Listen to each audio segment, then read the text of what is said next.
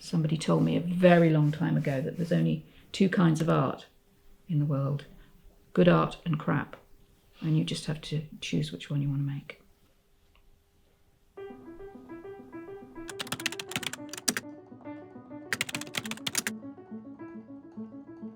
I'm Sophie Howard. I live in Bristol. I'm a sculptor. I've been making sculpture for about 45 years. I probably started making sculpture consciously when I was 18. I didn't really think of myself as a sculptor until a bit later.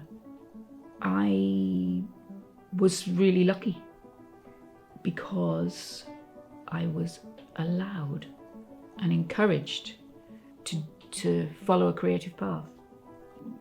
I had family who valued that and saw it as a realistic thing to do, probably because there were people in my family background who'd done something similar, specifically women in my family background who had done something like that.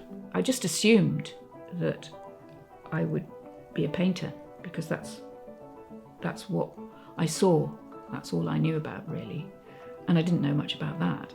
And when I sort of stumbled towards art school, I did discover that I wasn't really a painter, and started doing some sculpture and found that had the right kind of resistance for me.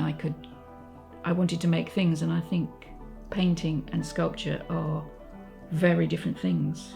Painting is image making, is that, whereas sculpture is making a thing, making new things, putting new things into the world. For a short while I made some very small sculptures, really small things, sort of desperately trying to find some sense of direction. And I think, to be fair, that that's quite normal, to be struggling to find a sense of direction when you're an art student. That's pretty much normal, but doesn't make any less of a challenge. And the college I was at, they actually had a very small sculpture department. I spent a lot of time hanging out there, and they just said, "Do you want to come and do sculpture?" I made a lot of things. I made a lot of huge bits of nonsense and quite a lot of small ones, but I'd missed the first year of the sculpture course because I've been doing painting. So I missed a lot of the basics. So I didn't get a chance to kind of try out some of the things that the other students had done. So I was jumping into making things without much guidance. That was fine, actually. I think that was probably, but also it was fine, but it was quite foundational for me, because that's what I do. I jump into making things without much knowledge. Although there's a downside to it, doing things and you don't know what you're doing.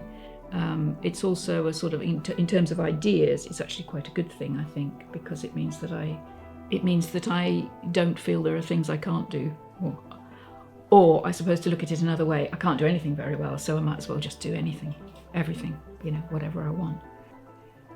What inspires me most when I'm wanting to make a sculpture, what kicks that off, is the idea that something physical, visual, a thing, actually embodies a meaning, a feeling, so that it's a communication without words. It's something that can be experienced as a physical object, that then I have this like, must be made feeling. Oh, that must be made. This thing must be made. And if I don't have that, this feeling that something, a thing must be made, then I'm sort of like, well, we'll see if we can fit you in, whether you must be made or not. But then it becomes more about process. Rarely, but sometimes, I actually see the whole thing. Like, I know what it needs to be, how it needs to be made, how I'm going to do it, what size it's going to be, where it's going to go, what it means, the whole lot. Sometimes I know the whole lot, but more often I get a sort of, how do I make that happen, from the starting point of this thing needs to be done, needs to be made, needs to be created. And then I have a process of experimentation, And sometimes, so it might be that, for example, that I make 10 versions of the thing that I think I want to make, and somewhere along the line, 1 or 2 of them work. Sometimes they never work. But usually I would make a series of things and I would go, oh yeah, well that works because of this bit works, that bit doesn't work, it's too small, it's too big. How can I make it? Am I using the wrong materials? What else will bring the power that I am wanting to put into this piece, or the meaning? What else will make sense of that? Why isn't it working? So they're sort of experiments. This is a good example of that. Having been quite a long road, with a lot of mistakes along the way, but this particular object I'm reasonably satisfied with, and it had a journey like that with little ones. So this sculpture, as you can tell, is an archer. It's specifically a female archer, and she's quite young. The subject of the archer, and specifically the female archer, is one that's been in my life, my head, for a very long time. But I'd never done anything with it. I think I remember as a teenager seeing photographs or reading about young Japanese women as archers. But also there's something about my own personal history, our personal history as English, British people, and everywhere, every town you go to, there's always an archer's field, because historically lots of people, mostly men of course, would have trained as archers. A second thing is that I was going to be doing a portrait of a young woman who died. She was very young, barely a teenager when she died in an accident. As has happened quite a number of times, people have asked me to do a portrait of somebody who's recently died and then they change their minds. At some point people think they want a physical representation of that person in the world who has gone, who they've lost, and that's part of the grief. But actually, over time, that idea becomes, it certainly becomes something they don't want, and maybe even that feels negative, so it doesn't happen. Anyway, there was a point, and the young woman in this case, I had lots of pictures of her, and most of the pictures she was smiling at the camera, with family and looking at us. And there was one picture of her doing archery.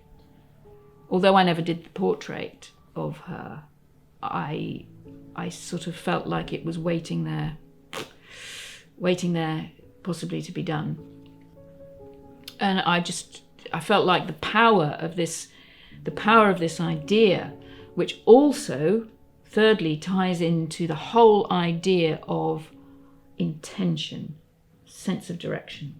What are you doing? Why are you doing it? What is your focus? An idea of a moment, in this case a moment. There's the moment where the bow is pulled fully back, where the arrow is let go, and the idea that you're going to hit exactly what you want. And the way that when somebody does that, it's a mental and a physical thing. So it's something that's happening in the body, but it's also happening in the mind, and it's also about focus. And then there's something about that particular age, which is far in the past for me. It's almost like, before I roll over the next stage of life, it's like just saying, I feel as if I'm far enough away from it to be objective about that moment, and how I definitely wasn't a person who was enormously focused as an adolescent. I was all over the effing place, but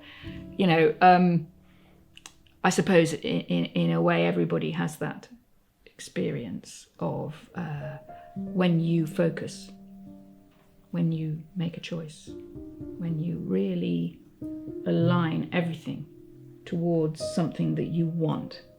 A young female archer is like for me, is like the ultimate embodiment of that. I struggled with her face because in the previous versions, the smaller versions that I'd made, all the other versions I'd made, I always ended up making a face. And as soon as you make a face, you've got somebody. There's somebody there. It's hard not to focus on the face because that's what we do. We look for meaning in a face. And of course, I was just making it up. It wasn't there. That's not the meaning. The meaning is in the whole being. There's three main ways in which I work. So I model things. I put them together with clay or other soft materials, and in the last, 15 years or so, I've increasingly done more and more fired pieces. So they're ceramic pieces. So one is limited by not limited, but one is blessed with the range of possibilities within ceramics, of which I have explored a tiny part. But I have developed a practice where I make things in clay, and I either make them and then they're a finished object, they're fired, maybe glazed, finished in some other way. And then another way is that things can be modelled in materials from which they can then be cast into bronze resin or bronze or other resin forms. And then the third thing is assemblage, which means putting stuff together. I've done quite a lot of that. That tends to be things where I get that this thing must be made feeling, and increasingly I try to use waste materials or just things I've found. I've made these very sort of temporary, fragile things that could fall apart, and I've made things that are designed to last a long time, things that are breakable like ceramics and things that are very durable.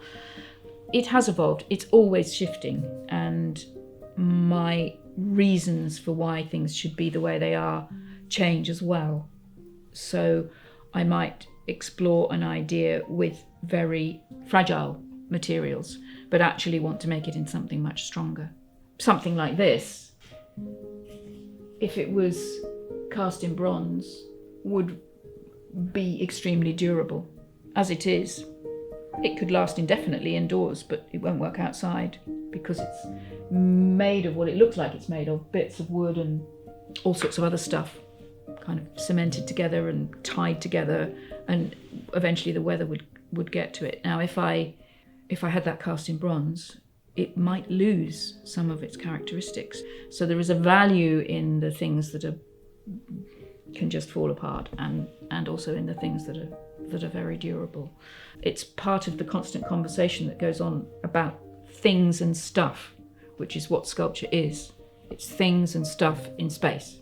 Just make things, but also look at everything and, take in as much of art history and contemporary art as you possibly can. None of that kind of attention is ever going to be wasted. So I think you have to follow. You have to have a bit of a passion, and that isn't something you can actually choose. It's something that is either keeps you going or doesn't, keeps going at you or doesn't. Ours is a building in the centre of Bristol in Colston Yard. Well, it's now called The Yard.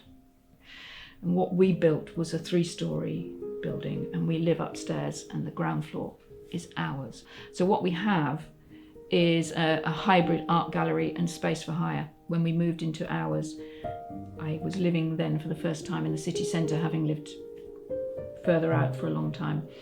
And I made a whole series of work called City Life, which was buildings that were also people. I wanted them to feel, when people looked at them, as if they were looking at a person. Oh no, it's a building. Oh no, it's a person. Oh no, it's a building. There was just this one series of sculptures which I'd love to do more of, the city series. I'd like to do them much bigger, not as big as actual tower blocks, but I'd love to go back to that subject. A lot of my subjects are like that. I do something and then it never feels like it's a finished project. It always feels like I'd like to return to that idea.